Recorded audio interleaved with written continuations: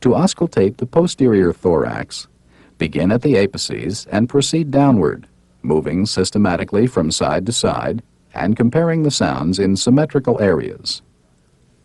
Using the diaphragm of the stethoscope, listen to at least one entire breathing cycle at each location.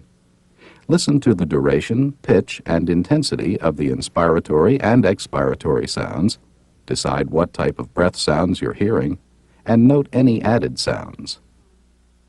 During auscultation, have the patient breathe deeply through his mouth.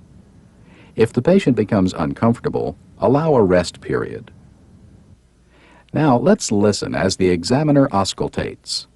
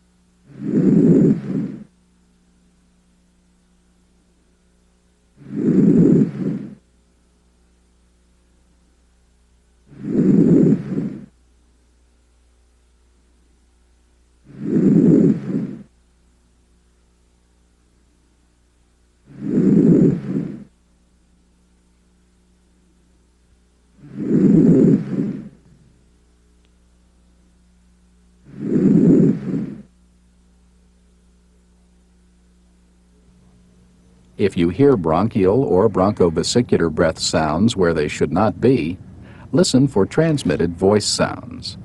Now I want to say 99, please. While auscultating the chest, ask the patient to say 99. 99.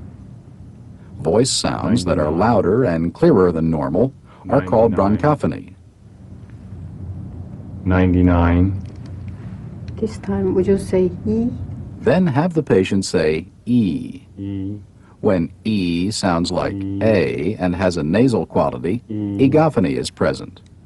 E. E. This time would you whisper 1, 2, 3, please? Finally, ask the patient to whisper 1, 2, 3. 2, 3. When these sounds are louder and clearer than normal, whispered pectoriloquy is present. 3. All these changes in voice sounds suggest the air-filled lung has become airless.